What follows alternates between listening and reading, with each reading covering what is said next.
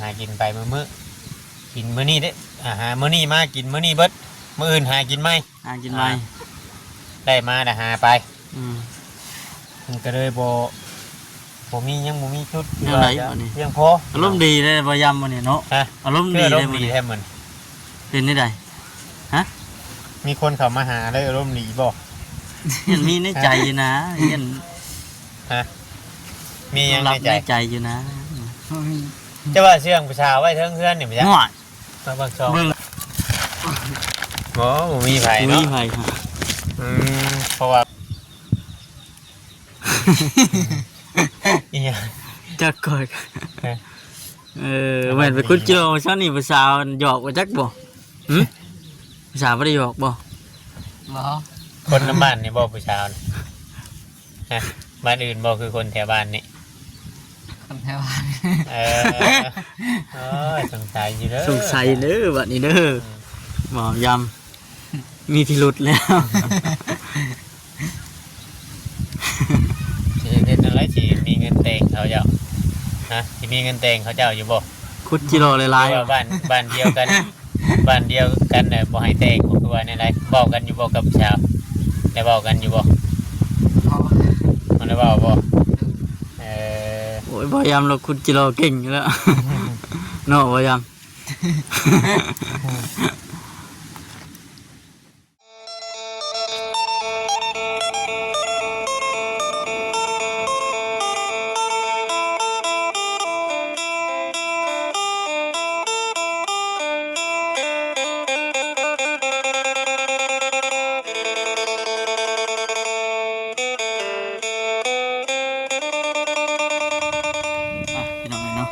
มา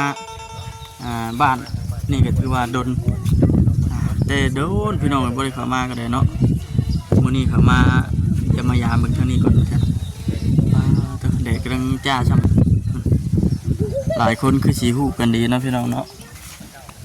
เฮือนน้องย่ำเลยเฮือนบ่าวยำเพิ่นพี่น้องเลยเอาก่อนอื่นกันทักทายสบายดีนะพี่น้องเด้อเนาะทักทายสบายดี FC กันเบิดสุขคนพบเจอกันอีกคือเก่าอยู่บ้านอยู่เพื่อนมายำเพิ่นมาช่วงนั้นก็อีกแบบนึงพี่น้องเอ๋ยเนาะอยู่ยามฝนก็อยู่ได้ยามแล้งก็อยู่ได้คือเก่าอยู่บนเก่าอีกคือเก่า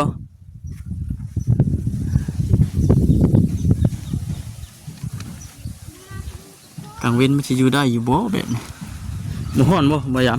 ำฮ้อนบ่อีกจังหน่อยก็หนาวแล้วนี่ลมพัดอู้มาเลยเอาสบายดีเด้อบ่ได้ไปทางใดบ่มื้อนี้คุดจิโร่มาเลยได้บ่25,000ได้25,000สบายดีเด้อสบายดีพี่น้องเอ้ยเนาะมีไม้ให้นี่มาแต่คุดจิโร่ได้25,000ว่าซั่นมาแต่คุดจิโร่ขายเรียบร้อยขายละโอ้ยำนี่คือขยันแท้ว่าผ้าพื้นผ้ายังเนาะเจ็บไว้ย่างดีบานไปคุดจิโร่เลยเบรกมานำบ่อนมันอยากได้ลูกได้เมียแล้วปะจ๊ะกันนี่คือเฮ็ดให้ผู้ชาวเฮ็ดนะให้ผู้ชายเอามาไว้ใช่เนาะมันใกล้จะเป็นยามหนาวเลยเด้มาเตรียมไว้แม่นั่นแหละอิบหาผ้าห่มนะเสียบ่ยำเว้ยผ้าห่มกะคนไปคุดจิโร่กับไผกับหมูบ่ขายแล้วเนาะไม่ค่าบ่เขามาเอาขายอยู่ทางได้บ่เขาหลัดอยู่ทางโอ้หลัดอยู่ทางพุทธยังแค่ต่างคือขาดไปแล้วบัดครับมันลมบ่มันเป็นไรใช่อยู่มันขาดมันถึกแหละถึกฝนเท่านั้นเนาะมันถึกแดดถึกฝนมันก็ดอกลอยไปแล้วพี่น้องคิดเขียนไปบ่ได้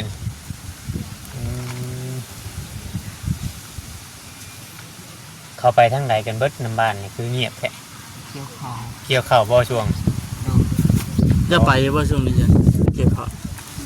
บ่ได้ไปครับเขาไปเกี่ยวข้าวหน้าไปหน้ามันบ่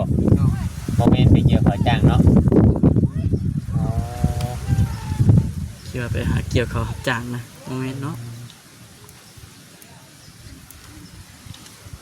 ไปคุมือคุณจิโร่นี่ โดย มาได้อยู่เนาะ อีกจะน้อยก็ห่วยบัดช่วงกี่ดอได้บัดนี้สิเฮ็ดจังได สิ บั มื ด ดแล้วดิ ฮะ สิมืดเลย สิเบิดเลยเฮ็ดหายังบัดนี้ หาขี้ซี ตากี่ซี่ คำเบิร์จิโร่แม่นหากี่ชีโต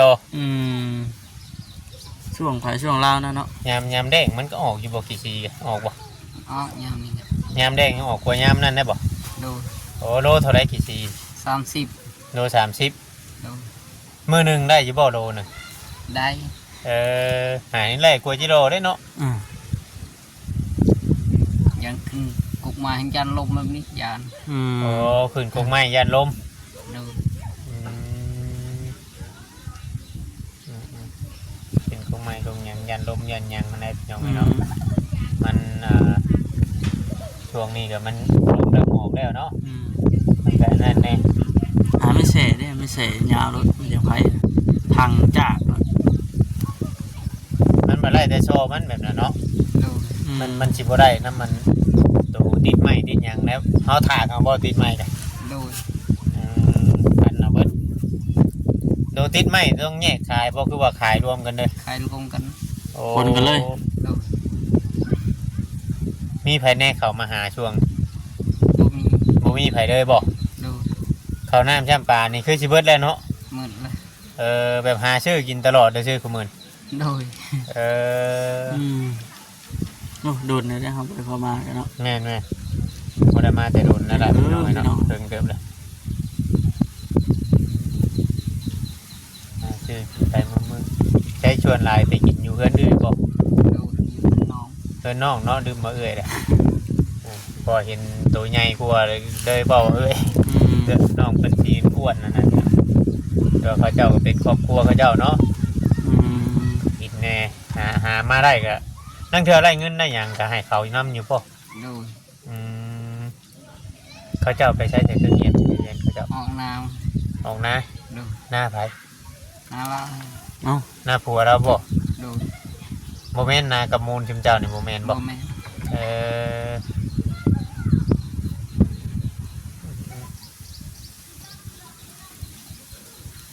ยันว่านามูล เป็นได้ไรบ้านนี่ เป็นอะไร หมอยำบ่ยิ้มเนาะ ว่า ว่าอะไรกับ FC มันบ่เป็นเข้ามาข่อยโดนอันเดี๋ยวนี้ก็เห็นบ่ค้ำเข้าไปหาบ่ยิ้มแท้ว่าซั่นเดี๋ยวนี้ เราเป็นอะไรเดือน จักแล้วข่อยก็ เราไปเกี่ยวเขาเนาะ เราไป บ่ เกี่ยว ค่อย ข้ว เราบ่ค่อยอยู่ บ่ค่อยอยู่ปานใดหั่นนะ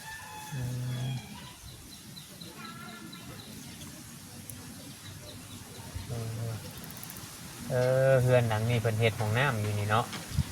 ได้ห้องน้ำมีห้องน้ำแล้วมาวันนี้เราเพื่อนหลังนี่ก็แต่เฮามาตะกี้ยังเป็นเพื่อนห่างอยู่วันนี้เรามาเฮ็ด ภาษีถ้าอย่างเรียบร้อย ภา เลย ษี เนาะ เรียบร้อยห้องน้ำเรียบร้อย จะถึงจังงานอยู่ แต่ว่าเงียบเนาะช่วงนี้เนาะบ่ยามเนาะ โดย คนบ่ แค่ว่าช่วงนั้นได้จ้ะบ่ยามช่วงยามแลงเด้ หลายคน คนเข้ามาบ้านมาหยังได้เด้ติ โดยนี่เขาอยู่น้ำมัน แต่ได้จะบ่เสนนำมาซื้อดินให้เมนูหามันที่เบื้องนะอยู่เบื้องคุณบ่ โดย โอ้เมนูหาก็ได้ที่แนวพี่น้องเนาะยังเดือดแต่บ่ย้ำเพิ่นนี่แด้พี่น้องเนาะยังบ่ได้ที่ดินยังอยู่ดินเขาเจ้าอยู่เขาเจ้าก็บ่ได้ว่าหยังได้บ่ยัง บ่ จากที่ผ่านมา15มื้อเด้ จากที่ผ่านมา15มื้อก็แม่นบ่ได้เว้าเลย โดย บ่ได้มาใกล้เลย โดย เพราะว่าตามที่เฮาสังเกตเบิ่งนี่ในหมู่บ้านอันนี้เนาะเพียงเนาะ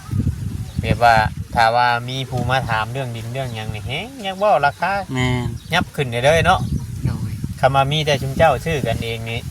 บ่แพง บ่แพงเนาะ โดย คำว่ามีคนมาถามมาหยังนี่เขาหูว่าเฮาสิมาชื่อให้นี่แฮงเว้าแพงพี่น้องเนาะ ยังยืนขึ้นไปอีกเนาะ โดย ตามที่ว่าเฮาฮู้จักอันมานี่ แม่นแม่น เว้าย้ำบ่ตะกี้ว่าน้ำใช้จะเว้าล้าน1 2ล้านบ่นี่จ้ะ โดยไปจะขาย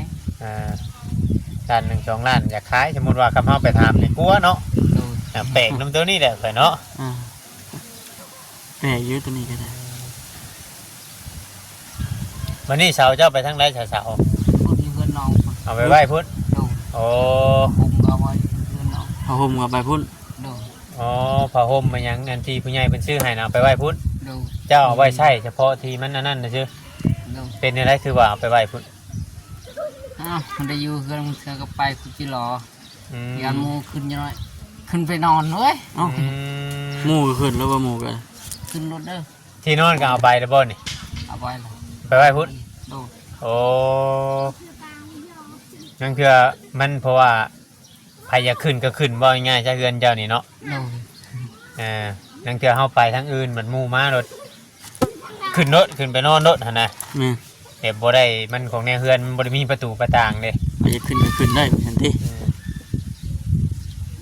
เคยเฮ็ดให้เบาย่ำเนี่ยเอาไปไว้เฮือนน้องเล่าแหละ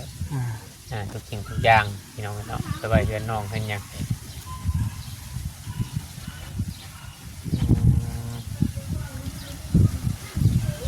เฮ็ดยังได้ยังกินเที่ยงบ่ ยังไม่ได้กิน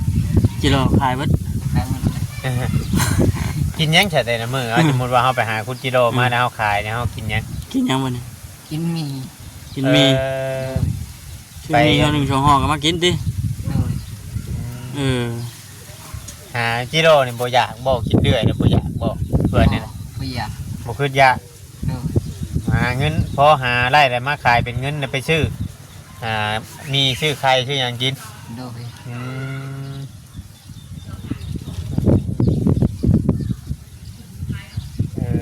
เพราะว่าจิโร่บางเทื่อบางทีบัดบางเทื่อเฮาหามาเฮาบ่ได้ขายเฮาขัวกินเองบัดมันได้บ่คืออยากเนาะ อืม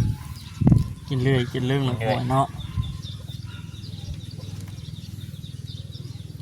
มันมีช่วงหน้าฝนหน้าฝนแน่น้ำในจะไปอาบอยู่ใช่บัดนี้บ่อยาก อยู่หนอง อาบน้ำนอง โดย โอ้แต่น้ำกินได้สบาย น้ำกินมัน บ่ไปตั้งนะ โดย ยังบ่ได้บอกบ่ บ่ โอ้พระเจ้าไปกินน้ำสางพี่น้องเนาะคือว่า นี่ยากเนาะ นี่ เรื่องน้ำกินน้ำใส่แล้วก็ได้ คือว่าพี่น้องเนาะมันอยู่ในหมู่บ้านนี่บัดน้ำตัวนั้นน่ะได้ใช้เนี่ยต้องได้เสียเงินบ่ โดย โอ้เพราะมันสิมีน้ำปั๊มน้ำหรือว่าน้ำบาลานซ์รวมแหละ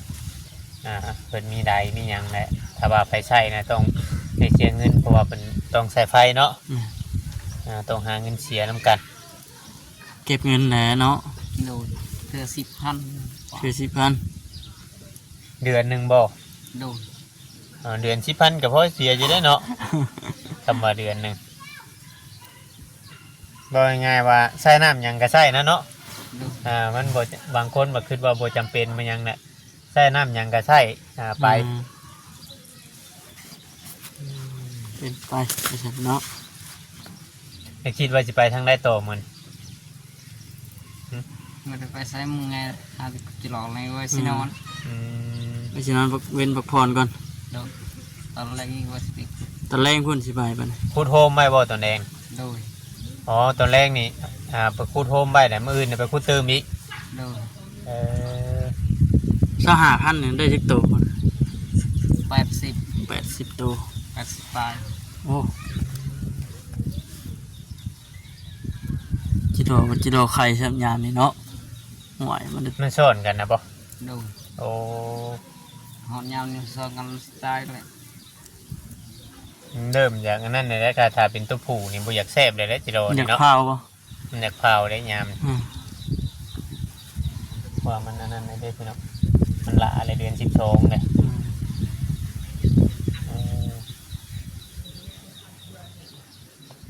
บิดจิโร่ได้ยังกี่ซี่บัดนี้พี่น้องไง เบิดขี้ซี่เด้บัดนี้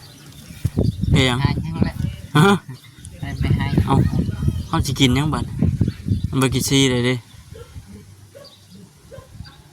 มะขามนี่ได้เนาะ โดยดีแหละ ขึ้นกบขามนี่ได้ขาย มะขามกระดกซ้ำนะพี่น้อง พากันอยู่แบบมันบึ้นเนาะสมมุติว่ายามแดงยามหยังบ่มีแนวเฮ็ดแนวหยังอันนั้นนี่เฮาสิมันรอดมันอยู่กลุ่มมาอยู่รอดบ่บ่ยับ บ่รอดแล้ว เห็นว่าซอกเวียกเฮ็ดบัดจักสิซอกอยู่ไสเนาะเท่านี้มันไกลเนาะ แม่นไหม มันไกลอันแถวนอกเด้อพี่น้องเอ้ย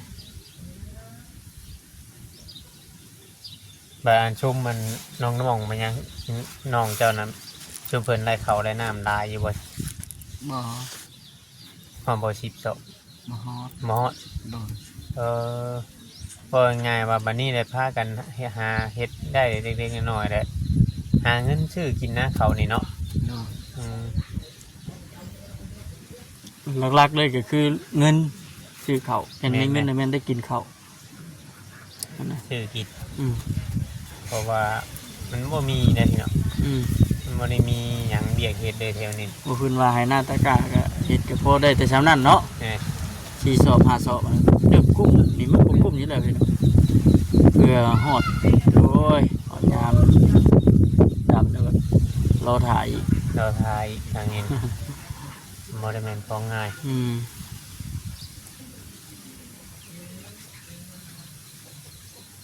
ว่าสิไปเกี่ยวเขาซอยน้องบ่กี่ขานเนาะ หืม มื้อนี้บ่ โดย ตะกี้ว่าสิไปอยู่ อีกคัน มึงไง ไกลบ่นาน้อง ไกล มันไกล โดย โอ้ตอนเว้นยังอันมื้อเช้าก็ยังไปบ่ไปกูสิรอกันไปเกี่ยวจังน้อยว่าเขาอันฮอนยามได้เข้าว่าเขาบ่ให้กินเด้เนาะเราต้องไปช่วยเขานำเด้ เราจะแล่จะทั่วเพิ่นแหละ มึงนี่พักก่อนมึงไงให้ ต้องช่วยเขาเจ้านำ แม่นยามดำเด้ เขาจ้างเอา ยามดำนี่มันจ้างเอา เขาหาเงินได้ไรชุมน้อง ไปจากของเขา ๆโอ้ หาคุณจิโร่บ่ บ่ เพิ่นก็เคยไปไทยไปยังอยู่บ่ บ่เคย บ่เคย โดน ว่าง่ายว่าอยู่ไผอยู่มันน่ะหาห้องไผของมันกุ้มตัวเองเนี่ยพอ ต่างคนต่างบ่จักนะเดี๋ยวนี้เนาะครอบครัวไผครอบครัวเราเลย กุ้มตัวเองเนี่ยพอนะบ่ง่ายๆใช่แบบว่าบ่ได้นั่นนี่หลายหรอกพี่น้องเอ้ยเนาะหาเลี้ยงชีวิตเจ้าของ แม่ บ่ได้คิดว่าไผจะได้หน่อยละลาย แม่ หากินไปมื้อกินมื้อนี้เด้หามื้อนี้มากินมื้อนี้เบิดมื้ออื่นหากินไหม หากินไหม ได้มาแต่หาไป อืม มันก็เลยบ่มียังบ่มีชุด แนวไหนบ่นี่ เพียงพอ อารมณ์ดีเลยบ่ยำมื้อนี้เนาะ ฮะ อารมณ์ เพื่ ดี อ เล ร่ ย ม มื้อ ดี นี้ แท้เหมือน เป็นได้ใด มีคนเข้ามาหาเลยร่มดีบ่ เห็นมีในใจอยู่นะเห็น มียัง รับ ในใจ ในใจอยู่นะ บ่มี จะว่าเชื่องประชาไว้เทิงเพื่อนนี่บ่จ๊ะ ง่วย มาบางช่อง เบิ่ง บ่มีไผ มี เนาะ ไผค่ะ เพราะว่าข่อยมาเอิ้นกินนี่คือว่าสิเงียบ อืมมันเชื่องผู้ชายไว้จะ บ่มี ๆยังใช้อยู่บ่โทรศัพท์กูมื้อ ยัง ยังอยู่ โดน เอ่อ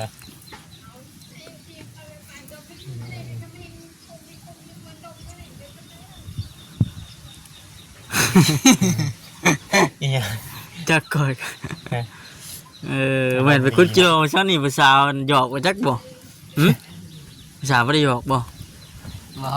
คนน้ำบ้านนี่บ่ผู้ชาวนี่ฮะบ้านอื่นบ่คือคนแถวบ้านนี่ คนแถวบ้าน เออโอ้ยสงสัยอยู่เด้อ สงสัยเด้อบัดนี้เด้อบ่ยำมีพิรุธแล้ว สิเฮ็ดอะไรสิมีเงินแต่งเขาเจ้าฮะสิมีเงินแต่งเขาเจ้าอยู่บ่ คุดจิโร่หลาย หรือว่าบ้านเดียวกัน บ้านเดียวกันน่ะบ่ให้แต่งบ่คือว่าในไรเว้ากันอยู่บ่กับผู้ชาวได้เว้ากันอยู่บ่ เขา มันได้เว้าบ่เออ ๆโอ้ยบ่ยำเราคุดจิโร่เก่งอยู่แล้ว เนาะบ่ยำ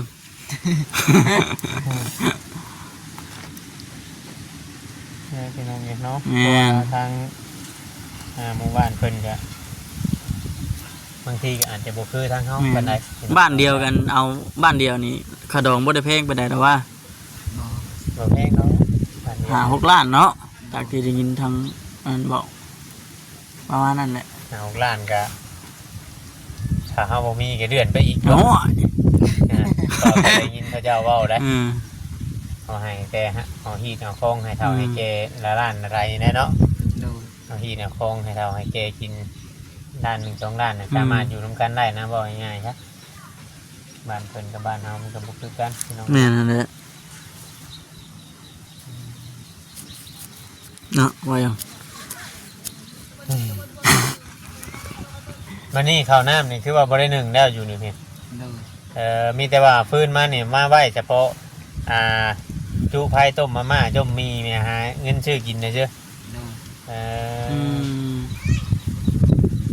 ม เตรียมไว้ได้ยามหนาวแต่จังหน่อยก็บ่แห้งสีนั่นอีก แม่นั่นแหละ นั่งจุข้างๆกองไฟตุ่มผ้าห่มพิงไผ่แล้วมันหนาวได้จังหน่อยนี่จะบั่นแห้งได้เดือนหนึ่งเดือนสองนี่ นายบุขามนี่มามุกอีกเบอร์เอาท่าไปยังยำเลย เป็นไรเนาะ FC ที่จะพาพิจารณาไปนำกัน แม่ พูดของบ่อยำคือว่าเป็นอีก เคสหนึ่งพี่น้องเนาะที่ว่ายังบ่มีบอลอยู่บอลเช่าแบบเป็นดักเป็นแดงอันนี้ก็ถือว่าถ้าในมือใดมือหนึงถ้าเจ้าของที่ดินเพิ่นอยากขายที่ดินตอนนี้ทางบ่ย่ำก็ต้องได้ไปอยู่ตอนที่มันว่างอีกพี่น้อง แม่ เนาะ นั่นแหละ เพราะว่ามันยังอาจจะมีตอนบ้างตอนยังคือว่าในไรเขาก็ยังบ่ฮู้เนาะแต่นี้เขาก็ยังบ่ฮู้เนาะ ในกลุ่มคือเจ้าเขียนว่าเพิ่นสิขายดินนี่เจ้าสิไปอยู่ไสก็มีอยู่บ่มันอยู่ บ่มีบ่มีครับ โดย สิไปอยู่ไสบ่ บ่จักคือกัน บ่จักซ้ำติ อืม อืมอยู่ว่าบ่ช่างแน่เนาะแบบกระทันหัน แม่น เจ้าของเพิ่นสิ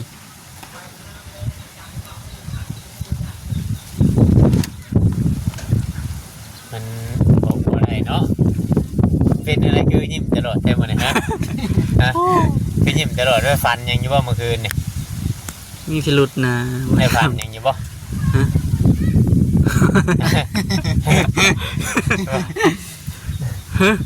อะไรบ่ยัง เนาะก็ง่ายๆว่าบางที่เราอาจจะเห็นชุมเฮาเข้ามาเราอาจจะอารมณ์ดีแน่ เนาะง่ายๆว่าอาจจะมีความหวังนะพี่ แม่ น้อง นั่นแหละ เนาะ อารมณ์ดี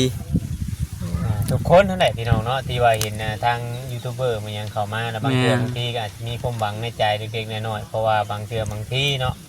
เฮาได้ถ่ายคลิปลงไปให้ผู้รักผู้ใหญ่เพิ่นเห็นเนาะ แม่น สิ่ง นะ ใดที่ว่าเฮาเดือดร้อนหรือว่าเฮาต้องการหรือว่านั่นนี่บางเทื่อบางทีผู้ใหญ่เพิ่นอาจจะช่วยเฮาได้แต่ว่าถ้าเฮาบ่ถ่ายก็เงียบๆไปเลยคือหลายๆเคสเนาะ แม่น หลายเคสเองที่ว่ายังต้องการความช่วยเหลือแต่ว่าอันนี้มันก็ขึ้นอยู่กับทางผู้รักผู้ใหญ่เพิ่นพี่น้องเนาะผู้ใหญ่เพิ่นก็เบิ่งและเพิ่นก็พิจารณาไปก่อนเพิ่นจะตัดสินใจชื่อนั่นชื่อนี่ให้ไผ อืม ถ้าเมื่อเฮาได้ทำความดีหรือว่านั่นนี่ให้เพิ่นเห็นหรือว่าถึกชะตาเพิ่นน้องพี่เนาะเพิ่นก็อาจสามารถช่วยเฮาได้พี่น้องเนาะพี่น้องที่ว่าเนี่ยอะไร เอาก็มีแต่ว่าสิจบคลิปแล้วข่อยก็ได้ เนาะ อืม จบคลิปก่อนเขามาเยี่ยมมายามมาชื่อมื้อนี้เด้อบ่ยามเด้อ โดย มาเยี่ยมมายามมาชื่อมีแต่ว่าเป็นกำลังใจให้ทั้งเบิ่งคำว่าทางผู้รักผู้ใหญ่เพิ่นเบิ่งก็เพิ่นพิจารณาเบิ่งเพิ่นสิช่วยเหลือเรื่องหยังก็แล้วแต่พี่น้องเนาะคือว่าทางน้องเพิ่นก็บ่ได้ติหยังหรอกพี่น้องเนาะ แม่น แต่ว่าสำหรับปัจจุบันนี่นั่นเขาน้ำจำปาก็เบิดแล้วเนาะบ่ยามเนาะมีแต่ว่าหามื้อนี้กินมื้อนี้มื้ออื่นหากินใหม่เบิดเท่านั้นพี่น้องเนาะสมมุติว่าให้ไปเฮ็ดเวียกเฮ็ดงานอยู่ทางอื่นทางไกลนี่เราก็บ่กล้าไปเป็นคนออกจากพื้นที่บ่ได้เนาะ อืม คำว่าอยู่ในหมู่บ้านนี่นะอยู่ได้พี่น้องเนาะอยู่ใกล้ๆคำไป เอาง่ายๆก็บ่เคยไปทางไกลเนาะ ไป โดย จังแต่ใหญ่มาแล้วประมาณนี้เลยจ้าสบายดี สบายดี ไม่เบาอยู่บ้าน อ่ะพี่น้องมาเบิ่งช่องมันก่อนเจ้าอยู่น้ำผาน้ำเพจักว่าภาษาละเชียงไว้ โอ้บ่ยำบ่มีบ่ป้าจะพี่น้องเนาะจากไหนกันจบคลิปก่อนอยู่ดีไม่แห้งพี่น้องให้สบายดีเด้อ